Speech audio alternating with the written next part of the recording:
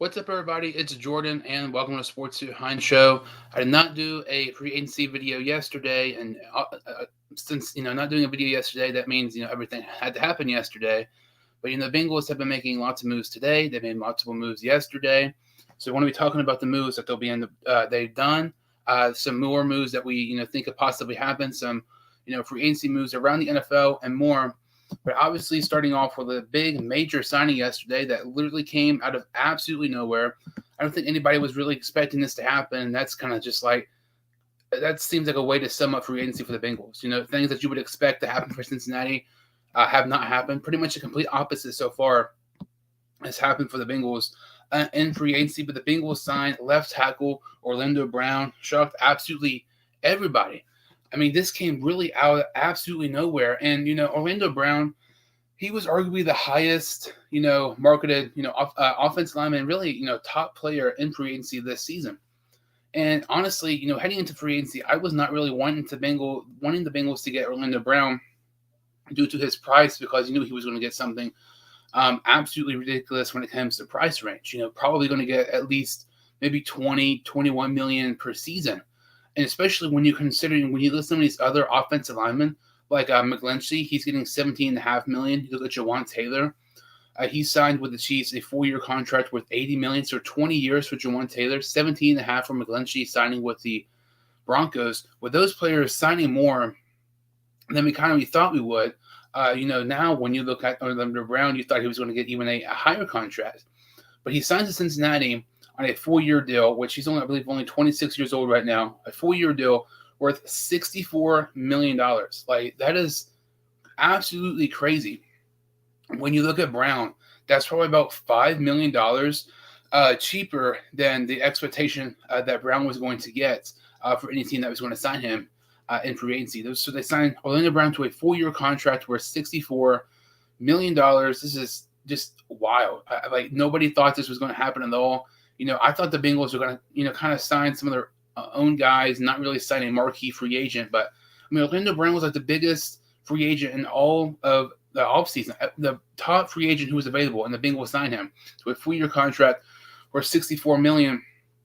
And when you look at Orlando Brown, he's one of the better tackles in the league. He's probably around the 8 to 12 range, I would say. But when you look at him, he's going to be paid the 17th highest paid tackle in the league, which is crazy, because when you look at it, you thought he was going to get so much more money. So the Bengals have saved money on the Orlando Brown signing, and they also have saved money with them when they re-signed Jermaine Pratt. But Orlando Brown will end up being our left tackle this season, which obviously he's a billion times better than Jonah Williams. Orlando Brown kind of had a little bit of a down year this year. He gave up 4 sacks, according to PFF. But when you look at Jonah Williams, Jonah Williams was terrible for us. As a left tackle, he gave up 12 sacks this past season. Jonah Williams gave up the most sacks of any player in the league this year. So Orlando Brown is a significant upgrade over Jonah Williams. And to me, it's really interesting, because now you don't really know what to do with Jonah Williams. You're not going to cut him, obviously, because with him signing the 5th-year option, all that money I believe is guaranteed.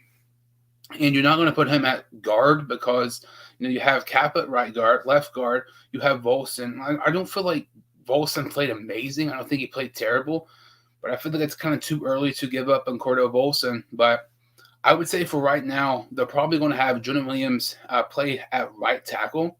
Since he only has 1 year on his 1 year deal left on his contract, have him play right tackle, and then when La'el Collins comes back from injury, then maybe go from there, because you don't know how long La'el Collins will be out of action due to a season-ending injury. Jonah Williams at right tackle, that's something really interesting. I don't think that we thought that was going to happen this year, especially the circumstances that happened. Like Orlando Brown to Cincinnati, that was something that was not mentioned once, not talked about once. It literally came out of absolutely nowhere, and I'm really happy the Bengals ended up signing him.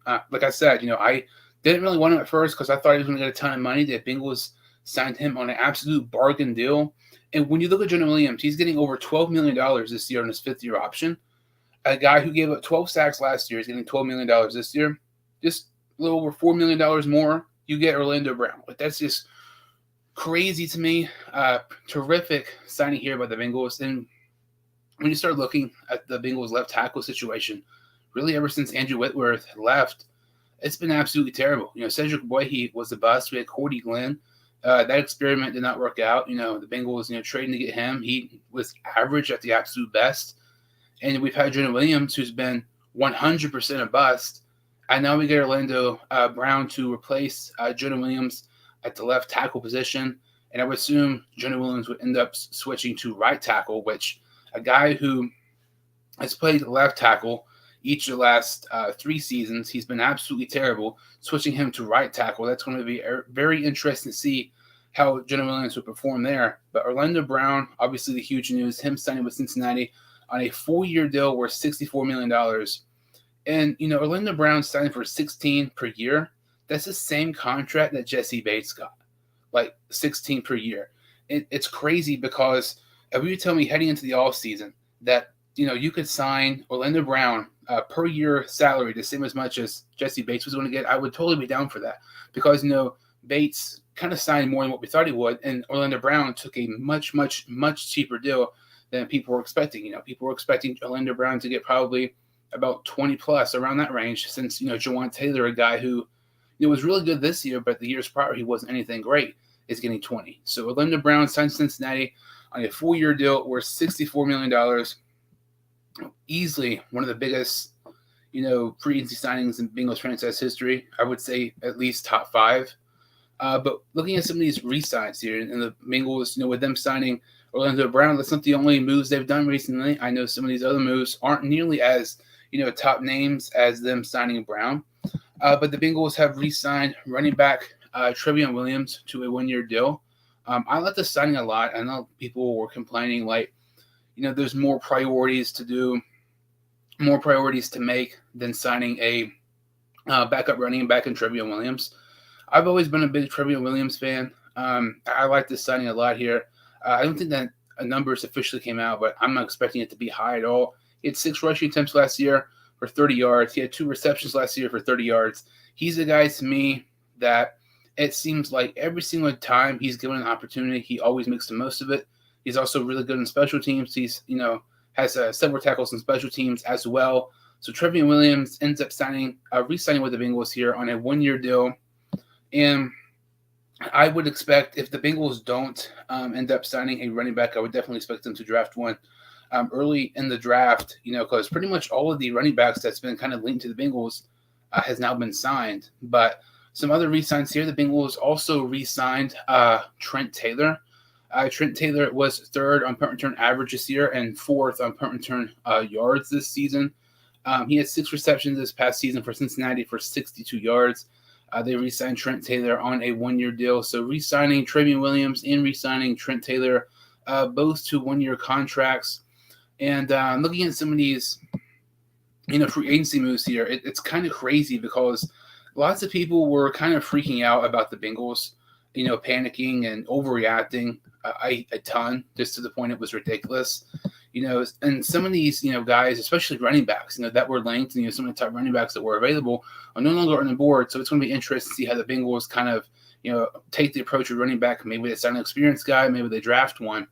But some of these free agents who have been signed, whether it was whether it was yesterday, today, or maybe even late Tuesday night. So Miles Sanders signs a 4-year contract with the Panthers for $25 million. That is crazy. I mean, that's a bargain deal with Carolina. Miles Sanders was top 5 in rushing last year. Carolina got him for less than 6 a year. That's crazy. Jamal Williams was a guy who was, there was reports that the Bengals were interested in Jamal Williams. And, with the Lions signing David Montgomery to a 3-year deal worth $18 million, Jamal Williams signing with Cincinnati started to look like it made some sense. But, he ended up not signing with Cincinnati. He signed a 3-year deal worth $12 million. Juan Thornhill, a guy that some Bengal fans were wanting at safety, because, we're definitely going to need to sign a safety with the absence of Bates and Bell. Thornhill ended up signing with the Cleveland Browns in a 3-year contract worth $21 million. Hayden Hurst signed a 3-year contract with the Carolina Panthers for $21 million. Lots of Bengal fans were upset the Bengals did not re-sign Hayden Hurst.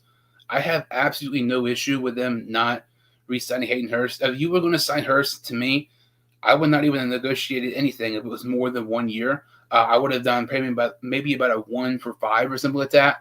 Kind of similar to what I did this past year, just give him a little bit more of a pay raise. But 3 years contract, $21 million for Hayden Hurst. That's just entirely too much for me. With Burrow, Higgins, Chase, everybody knows all the free agents we're going to have the next year or so. You can't be giving up $7 million per year to Hurst, who's this past season was his only year. He's really been good in the league. So he signs with Carolina. To me, easily, arguably the biggest head scratcher and just most interesting combination so far of free agency is Juju Smith signing with the Patriots on a 3-year deal worth $33 million. This is kind of weird because to me, I don't feel like Belichick and Juju Smith is a combination that, would work out well. But it's going to be interesting how that plays out. Jordan Poyer was another guy that lots of Bengals fans were wanting to get, but he ended up re-signing with the Bills. And I'm not upset the Bills signed Jordan Poyer because I know Bengal fans were, but realistically, we were not going to sign Jordan Poyer. We were going to sign somebody cheaper, and I still expect that to happen.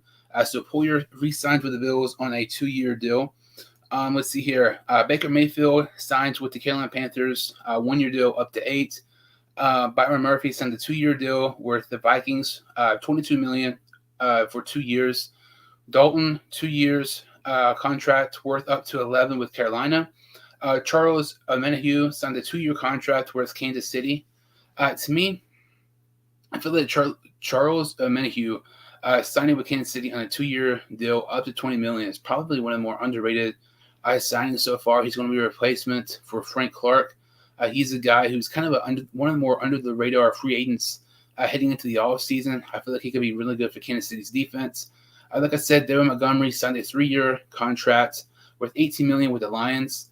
Paris Campbell signed a 1-year contract with the Giants. Rex and Berrios signed with the Dolphins. James Robinson signed a 2-year deal with the New England Patriots. Clinton Farrell, a guy I've talked about several times, to me, it made a lot of sense of him signing with the Bengals with the connections with our defensive line coach. He ended up signing with the 49ers. And, I wasn't, Clinton Farrell is a guy who is not going to make a huge impact on the Bengals team. And he's not a marquee free agent like Orlando Brown. But I was honestly really kind of surprised the Bengals did not sign him. It just made a lot of sense. There was connections there. And, we've seen in the past before how the Bengals signed a guy who maybe doesn't have a great career. And, he comes to Cincinnati, then he, revives his career, kind of like Eli Apple and Hayden Hurst. Looking at some of these other signings here, there's not really been any, major signings this past, 20 minutes or so. I know about right as I was about to get on here, the Bengals actually signed guard Cody Ford. Cody Ford was a second-round pick back in 2019. He spent his first 3 seasons with the Buffalo Bills. In this past year, he was with the Arizona Cardinals. And Cody Ford, it's interesting because coming out of the 2019 draft, the Bengals were linked to Cody Ford. He was the guy I kind of wanted the Bengals to get. He was one of the best offensive linemen available, and at that time, the Bengals offensive lineman absolutely sucked. But looking at Cody Ford, he's not going to start at left guard. I would still expect Cordell Volson to start at left guard. Cody Ford is more of a depth signing, which I have no issue with that.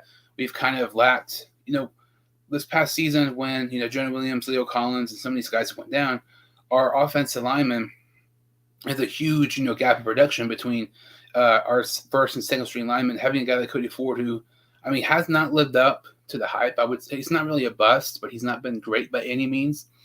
I don't feel like it's a bad thing there by having a guy like him come in and play if a guard goes down or something like that. But they signed him. I don't think the contract details have been announced on Cody Ford yet. I just know that they signed him according to Jeremy Fowler. But looking at some of Cody Ford's kind of stats this past year from PFF, he played 350 offensive snaps. He gave up 2 penalties. He gave up 3 sacks. And a PFF grade of just 41.2. So those are definitely not numbers to brag about by any means. But signing Cody Ford, I like that move there. I would imagine it's not a lot of money. And it just, to me, it's a good signing. It's an insurance policy in case one of our offensive linemen goes down, which is something it seems like even prior to this past season when our offensive linemen have, maybe been injured or just not been playing well, we've not really had the good quality backup offensive linemen to come in and play if they need to. But let's see here. It's interesting because I completely forgot about, Cody Ford, the Bengals actually traded up to try to get him in the 2019 draft, and they were unsuccessful. And that was Zach Taylor's first year coaching with Cincinnati. So Zach Taylor's first offseason, the first draft with the Bengals, they attempted to trade to get up to Cody Ford, and they were just unable to. But like I said, it's going to be more of a depth signing than anything. I would not expect Cody Ford to start for Cincinnati unless maybe Cordova Olsen were to get injured. But not a bad signing there by Cincinnati. And it's just so crazy. Just a couple of days can make. Today's Thursday. I was in a video Tuesday, and people were overreacting how the Bengals have not done anything in free agency. People were losing their minds yesterday about how we lost Hurst, lost Pirine, lost Bell and Bates, and all this offseason is going to suck. We're not going to pay people. And I mean, lo and behold, just a couple of hours later, they ended up signing Orlando Brown. It's absolutely crazy. So far as free agency. Because when you're looking at Bell, I mean, we all kind of expected Bell to stay. Bates, the complete opposite. I'm not even going to really include Bates because just everybody knew he was going to leave. But Pirine kind of shocked me a little bit. Hurst, I was kind of 50-50 about. But, with Hayden Hurst leaving, it's going to be interesting how they maybe attack maybe free agency and maybe they draft a tight end. But even if they draft a tight end early, I wouldn't be surprised if they still probably signed a free agent tight end because, they have no tight ends on the roster right now because, Drew Sample is a free agent as well. They did not end up re-signing Mitchell Wilcox. So, I've seen some reports saying they can maybe get Mike Gesicki. I do not feel like that'd be a bad signing there at all. In the tight end market, it's pretty good. I mean, when you look at Dalton Schultz, Austin Hooper, Mike Gesicki, there's several tight ends who could, if you can put them in Hayden Hurst's position last year, they would probably play just as good or maybe even better. So I feel like Bengal fans are kind of overreacting a little bit about losing Hayden Hurst. I mean, yeah, he was good this past year, but just 3 for 21 to me. I feel like the Bengals did 100% the right thing there by avoiding to sign Hayden Hurst on a multi-year deal. But some more free agents, kind of like the Bengals to get. I know I already kind of mentioned Larry Ogunjobi. I feel like I don't think he's been signed at this point. He's a guy who, already knows the defense, already familiar with pretty much all the players. It makes sense there. I would like for Ogunjobi to maybe come back to Cincinnati. And, backup quarterback market. It's interesting because Taylor Heineke signed a 2-year contract with Atlanta up to $20 million. And Jacoby Brissett signed a 1-year contract up to $10 million with the Washington Commanders. So 2 guys who are, they're not great starters, but they're not terrible backups. They're kind of in the same category as a guy like Gardner Minshew and Teddy Bridgewater. They're getting a decent amount of money, so you don't know if they're going to end up starting or they're just, they really want a backup quarterback. But I would like a backup quarterback. Maybe a guy like Bridgewater. I've seen reports that the Colts are interested in Gardner Minshew. That makes a ton of sense to me. I actually did a video a month or so ago, Colts, kind of like a off-season preview. And I said the team that makes the most sense for Minshew is the Colts, which it is true because, Minshew spent time with the Eagles this past season. And the Eagles offense coordinator, Shane Steichen, is now the head coach of the Indianapolis Colts. So there's a connection there. He coached Minshew back in Philadelphia. So it makes a lot of sense. Let's see here. It's just really interesting what a couple of days can make for Cincinnati. Heading into the offseason, we had a general idea that what was going to happen. And, everything has just been the complete opposite. We were not really expecting to sign a marquee free agent. We were expecting Bell to come back. We were expecting Pratt to leave. Pretty much just swap all those things, and that's what happened. It's really, really crazy so far what's happened with Cincinnati. Looking to see if there's any more recent news here. Paris Campbell, his contract was a 1-year deal, I believe about $4.7 million, which that's a pretty good deal for the New York Giants. Andrew Billings, former Bengal, signed a 1-year deal for $3.5 million for with the Bears. Let's see, is any more signings here. But like I said, just about 20 minutes, half hour before I started recording, the Bengals ended up signing guard Cody Ford to a 1-year deal. Let's see. There's not Harrison Smith agrees to restructure his deal to stay with the Vikings. The Vikings are a team who, they cut Adam Thielen. There was reports they want to cut several other players. They're trying to create cap space, and they've actually spent a decent amount of money so far. They signed a 1-year contract, with the edge rusher from the New Orleans Saints. So the Vikings have kind of been spenders more than it was originally thought heading into free agency. Mack Wilson is re-signing with the Patriots on a 1-year deal.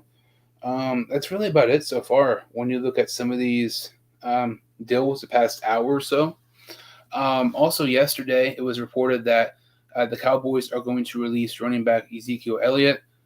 I know it seems about like over half of the Bengal fan base are huge Ohio State fans. I know there's going to be a lot of talks about the Bengals. Oh, should they get Ezekiel Elliott? They should absolutely stay away from Elliott. Elliott, to me, he's washed. He's not what he used to be. And I just feel like Elliott and Mixon is just not necessary for this Bengals backfield. Elliott will demand big money despite his production has dropped the past couple of years.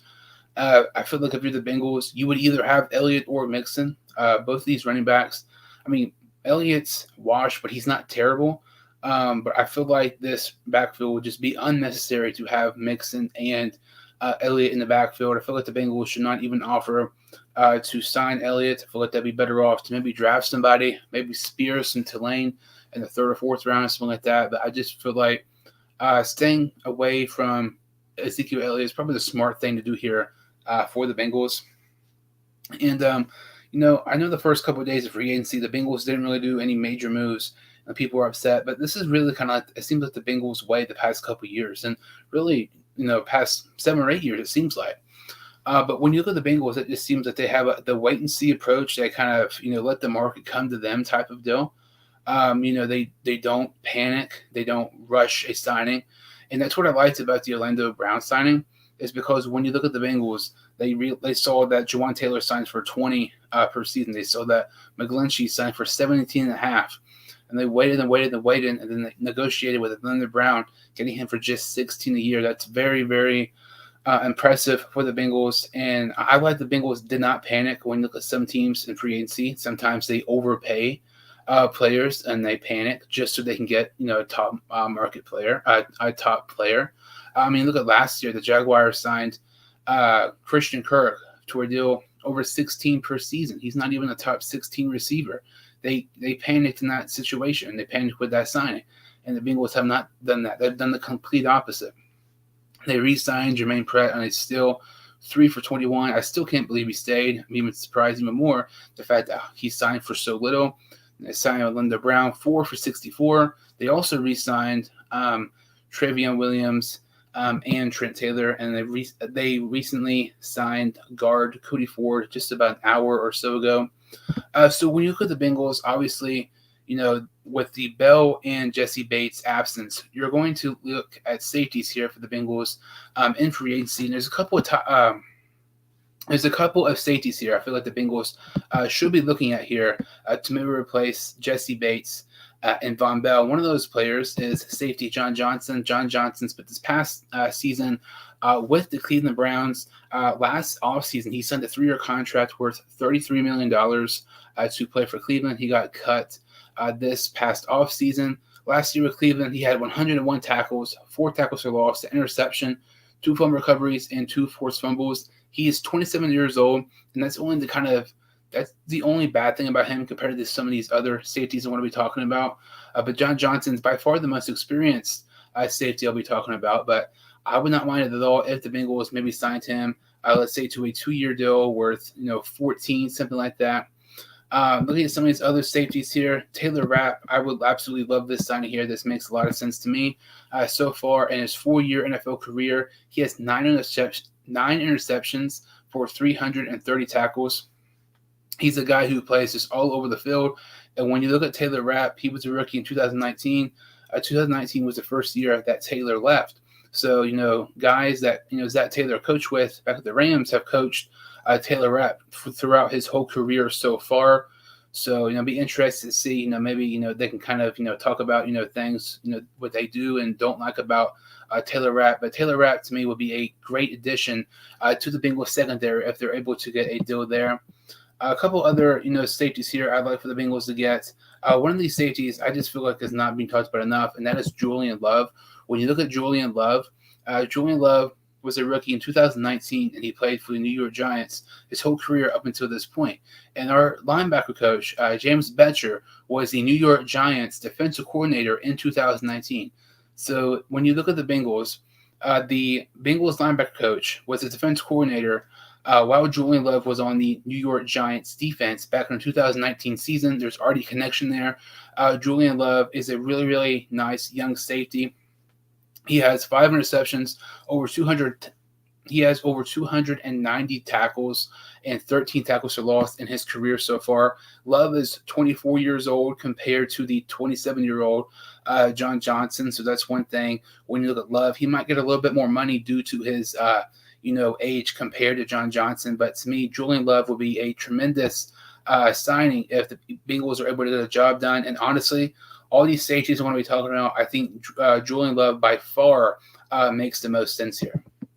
A couple other safeties here. I know lots of Bengal fans are wanting this to happen. They want the Bengals to sign safety Chauncey Gardner Johnson. He had 6 interceptions last year, 67 tackles, and 5 tackles for loss. And that was in just 12 games.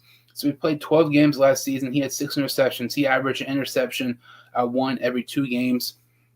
In his 4-year career so far, he has 228 tackles and 11 career interceptions. When you look at, Chauncey Gardner Johnson, I would say he's an upgrade by Von Bell just by a little bit. And it's interesting because, a couple of years ago when the Bengals lost Mackenzie Alexander, a really nice slot corner, the Bengals are, Bengal fans are kind of upset. But then they signed Mike Hilton, a guy who is even better than Mackenzie Alexander. And this could kind of be a similar situation. The Bengals lose out on Von Bell, but they got even an upgrade at safety by signing Chauncey Gardner Johnson. Out of these guys here, I think Chauncey Gardner Johnson is probably going to get the most money. He's probably going to demand the most money. He's the best safety available here, in my opinion. So that's why he's going to demand and get the most money. I know he's posted and shared some, retweets and, commented on some Bengal players, tweets on Twitter and stuff. You don't know if he's just kind of trolling or, there is kind of mutual interest with Chauncey Gardner Johnson and the Bengals, but he would be an amazing addition to this Bengals secondary, and I feel like he can make a huge immediate impact if he comes to Cincinnati. So looking at some of these other safeties here, kind of talking about, Julian Love, John Johnson, Taylor Rapp, a couple other safeties. One safety, it was actually reported that he's having a workout with the Bengals, and that is safety Nick Scott. Nick Scott, the last 2 years, he's had at least 2 interceptions in his 4-year career with the Rams. He's had 157 tackles and 4 interceptions.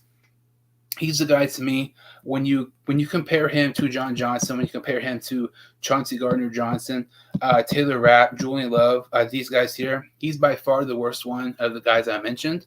And I would not even be opposed if the Bengals signed another safety, even if they signed Nick Scott. In the first 2 years of his career, he didn't really play much. But this year and the year prior, he's had more playing time. He's had more tackles. But he's nowhere near experienced. He's nowhere even the level that Chauncey Gardner Johnson is, or some of these other guys are.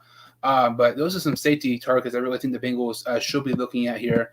And it'll be very interesting to see if the Bengals go out to one. Like I said, I definitely feel like Julian Love is the most likely safety to sign with the Bengals. But like I said, when you look at the Bengals so far, it was, up to this point yesterday, people were panicking, and it was a thing that you should not panic. To feel like the Bengals knew what they were doing. That's exactly what happened. They ended up signing Orlando Brown to a 4-year contract worth $64 million. They obviously re-signed Jermaine Pratt to a 3-year deal worth $21. They ended up not re-signing Jesse Bates. They ended up not re-signing Von Bell. P. Ryan ended up walking to Denver. Hurst left for the Panthers. They re-signed Travian Williams and Trent Taylor. And the Bengals still have a little bit of money left. I still feel like the Bengals can make a decent move here in free agency. It's going to be very interesting to see what the Bengals do now in free agency, because I feel like with them signing Orlando Brown, that kind of rules out drafting a tackle in round 1 unless there's a player who should absolutely not be there. With tight end, you don't know if they're maybe going to sign somebody or draft one, or maybe, who knows, maybe they may even do both. But safety, I feel like as of right now, heading into free agency and heading into the draft, safety is probably your top priority, because Von Bell and Jesse Bates, in the last 3 years, they are number 2 and number 3 when it comes to most snaps played by safety, and they lost both those players this past offseason. Daxton Hill, he was the first-round pick last year, and with drafting Daxton Hill last year, it was pretty obvious that we were going to lose Jesse Bates, but we probably thought we were going to re-sign Bell, and that did not happen. But Daxton Hill, I believe he only had 2 games last year with just 10 or more defensive snaps. And that was one of the things I did not like about last year, is that if you're going to draft Daxton Hill in round 1, he needed to play more on defense, because you knew he was going to be a replacement for Jesse Bates, and you did not realize you were going to lose Von Bell too. So we would have played Daxton Hill more this past season. I probably would have felt a little bit more comfortable with this Bengals safety group right now. But with Daxton Hill not playing much in defense, and when he did play, didn't play that good. Safety is definitely the kind of glaring concern here for the Bengals as we continue in the offseason here. But that kind of does it for this video. If you're new to the channel or see what videos for, I would appreciate it if you could like this video and subscribe to my channel. Thank you all so much for watching, and I will see you all next time on the Sports 2 Hein Show.